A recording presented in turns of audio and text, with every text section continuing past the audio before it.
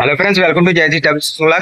ఉదయం టీ తాగుదామని చెప్పేసి అటాక్ ఉందని చెప్పి రోడ్ మీద వెళ్తుంటే ఇక్కడ ఒక టీ స్టాల్ ఒకటి కనపడింది అనమాట. అయితే ఆ కుర్రోడు ఎవరో అంటున్నాడు, కొంచెం చదువుకునే కుర్రోడు, అఫీషియల్ గా ఉన్నాడు పాపం, చదువుకునే అబ్బాయిలాగా. సరే, మనం ఎవరినైనా గెలుగుతాం కదా బెట్టింగ్ గురించి. అది వీళ్ళ తమ్ముడు ఎంత సొంతతేనా ఏంటి, అసలు ఈ పని చేస్తాడు ఏం అడుగుదాం, అసలు బెట్టింగ్ ఏమైనా అలవాట్లు, ఇటువంటి ఆన్లైన్ బెట్టింగ్ లేని అలవాటు ఉన్నాయా అని చెప్పి తెలియదామని వెళ్ళాను. ఇక్కడ నుంచి మీకు ఆ కుర్రోడు చెప్పిన విషయాలు, తర్వాత చెప్పిన విషయాలు చాలా చాలా ఎవరికొకరికి స్టోరీ కన్ఫర్మ్ గా వాళ్ళకంటూ లేకపోయినా వాళ్ళ ఫ్రెండ్స్ కో, వాళ్ళ చుట్టాలకో, రిలేటివ్స్ కి ఎవరికొకరికి ఉంటుంది. ఈ ఆన్లైన్ భూతం అందరినీ ఆకర్షించింది కదా, అందరినీ పట్టుకొని ఉంటది కదా చంద్రముఖి లాగా.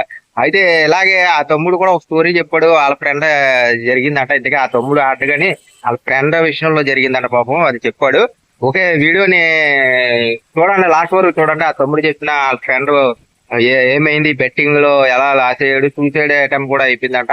ఇదంతా చెప్తాడు. ఒకసారి వీడియో లాస్ట్ వరకు చూడండి. ఓకే తమ్ముడు, వీడియో నచ్చితే తప్పనిసరిగా మట్టికి లైక్ చేయండి, షేర్ చేయండి, సబ్స్క్రైబ్ చేసుకోండి.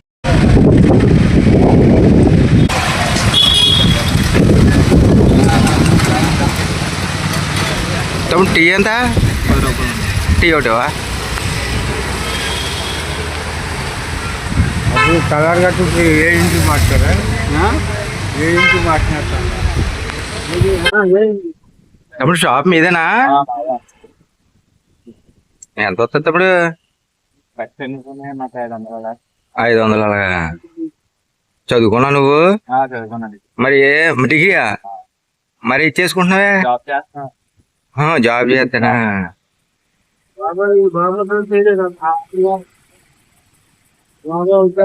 తమ్ముడు, మామూలుగా నీకు బెట్టింగ్ ఆడతారు కదా ఆన్లైన్ సైట్లో, వీటి గురించి ఏం తెలిసి ఐడియా ఉందా? ఐడియా లేదన్నా, అంటే మా ఫ్రెండ్ ఉందంటే అంత ఐడియా లేదు. ఫ్రెండా? అలాగే బెట్టింగ్ చేసి కొంచెం అప్లై అయిపోయాడు. అవునా? బెట్టింగ్ ఆడి కూడా పని చేసుకునేవాడు కదేంటి ఇలాగా? అంటే చదువుతూనే ఇలా బెట్టింగ్ చేసి ఇంట్లో డబ్బులు అడుగుతూ అలాగే. మరి నువ్వు ఎప్పుడు చెప్పలేదా ఎందుకు ఇలాగా? చాలా సార్లు చెప్పాను, చాలా సార్లు సర్వీస్ కూడా చేసేస్తారు తను. అంటే వస్తారు కదా, అంటే ఫస్ట్ స్టార్టింగ్ లో వచ్చి తర్వాత వస్తుంది కదా అని చెప్పి అనుకున్నాడు. తర్వాత అసలు ఒకసారి మన స్టోరీ చెప్పు, అట్లా ఫస్ట్ కానీ చెప్పు ఒకసారి. అసలు అసలు ఏం జరిగింది ఒకసారి చెప్తావా? అంటే అన్న, అది ఇదివరకు నాతో పాటే కాలేజ్ చదువుకున్నప్పుడు ఆడు బెట్టింగ్ వేసేవాడు.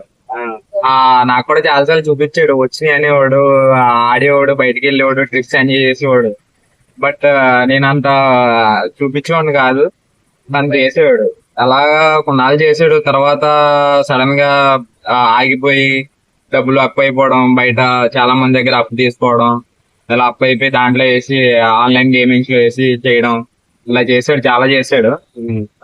తర్వాత నన్ను కూడా ఫోన్ చేసి ఫోన్ పే లో క్యాషియర్ అని నన్ను కూడా అడిగేవాడు. అది నేను అడిగాను ఫస్ట్, అంటే నీకు వచ్చాయి కదరా, నువ్వే పెట్టేవాడు కదరా అప్పుడు అయ్యానంటే, రావట్లేదు, ఇలా మొత్తం ఆన్లైన్ లో బెట్టింగ్ చేసి చాలా మోసపోయాను అని చెప్పాను అన్నాడు.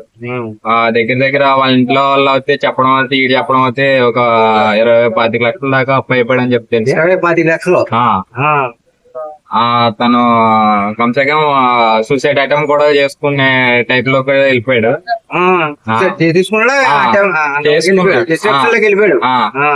ఈ ఆన్లైన్ వల్ల చాలా మంది, ఎక్కడనే కాదన్న ప్రతి చోట కూడా చాలా మంది ఆన్లైన్ గేమింగ్స్ వాడి చాలా మోసపోతారు.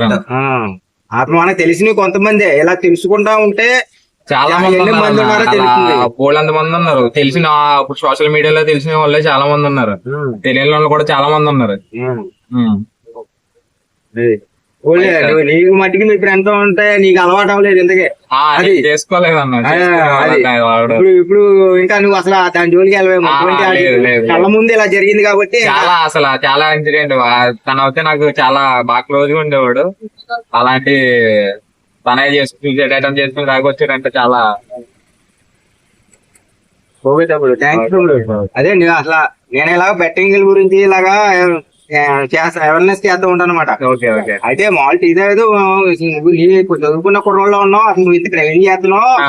ఏంటి అట్లా నువ్వేమన్నా ఇటువంటి అలవాట్లు ఉన్నాయా ఏంటని మనం ఒక వీడియో చేద్దామని చెప్పేసి లేదు లేదు. మనం అనుకున్నాము. తీరా బానే నీలో ప్రతి ఒక్కరికి అవును. ప్రతి ఒక్కరికి ఏదో ఆడకపోయినా ఫ్రెండ్ వాళ్ళ స్నేహితులు ఇంట్లో కుటుంబ సభ్యులు ఎవరో ఒకరు ఆడుతూ ఉంటారు. అదే కదా నా ఇప్పుడు ఆన్లైన్ లో అనేటప్పటికి ఫ్రీగా ఇచ్చేస్తున్నాడు అనుకుంటాను తప్ప అది ఫ్రీగా ఇచ్చేది ఏం కాదు, మన దగ్గర తీసుకుంటాడు తప్ప ఆడేం ఫ్రీగా ఇచ్చేది. బాగా చెప్పబోతుండు, బాగా చెప్పు. అదే ఇదే ఇలాగా ఆడేవాళ్ళ కన్నా ఆడవాళ్ళకి ఎప్పుడంటే ఇలాగే ఫ్రీగా వచ్చేది ఈజీగా వచ్చేది అని అనుకున్నారు. ఇప్పుడు ఆ ఫ్రెండ్ నీ ఫ్రెండ్ మరి ఎంత 25 లక్షలు అప్లై వెళ్ళిపోయాడంటే ఇప్పుడు మరి నీతో మంచిగానే మంచి కూరవాడే కదా. మంచిగా ఉంది, అన్ని బాగా ఉండే. కానీ ఆన్లైన్ ఇప్పుడు ఐపీఎల్ వచ్చిన ఐపీఎల్ సీజన్ వచ్చిన ఈ వీటికి కొంచెం బాగా ఎడిక్ట్ అయిపోయి బెట్టింగ్స్. ఏదైనా జోదం అంటే జోదమే పోతా ఉంది. సరే తమ్ముడు, thanks. Okay okay okay. Okay తమ్ముడు, చూసారు కదా, అదనమాట ఈ తమ్ముడు. ఇంతగా ఏమన్నా బెట్టింగ్ అడిక్షన్ ఏమైనా ఉందేమో పరిస్థితి నేను వచ్చాను. కానీ ప్రతి వాళ్ళ జీవితంలో ఒక ఫ్రెండో లేకపోతే అలా తమ్ముళ్ళు అన్నీళ్ళు ఎవరో ఒక కుటుంబంలోనైనా చుట్టుపక్కల ఎవరో ఒకరికి ఏదో స్టోరీ ఉంటుంది. బెట్టింగ్ అనేది కన్ఫామ్గా 10 మంది కూర్చున్నారంటే అందులో కన్ఫామ్గా ఒక 2-3 బెట్టింగ్ ఆడుతున్న వాళ్ళు ఉంటారు అన్నమాట, జోతంకి అలవాటైన వాళ్ళు ఉంటారనమాట. కాబట్టి ఇదిగో ఈ తమ్ముడు చెప్పారు కూడా, చూశారు కదా, అదనమాట. అలా స్నేహితుడు అంత అలాగా అయ్యిందనమాట, సూసైడ్ అటెంప్ట్కి వెళ్ళిపోయారు.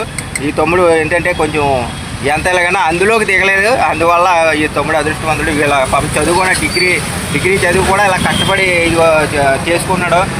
చూడండి, ఇలాగ ఈజీ మనీకి అలవాటు పడకుండా కష్టపడి పని చేసుకుంటున్నాడు చదువుకుంటా. ఇది ఇటువంటి వాళ్ళని ఇన్స్పిరేషన్గా తీసుకోవాలి మనం. థ్యాంక్ యూ తమ్ముడు, థ్యాంక్ యూ తమ్ముడు. మా వాళ్ళకి కూడా నువ్వు చెప్పినట్టు ప్లీజ్ మన ఛానల్లో జగదీష్ 76 వ్లాగ్స్ అనమాట.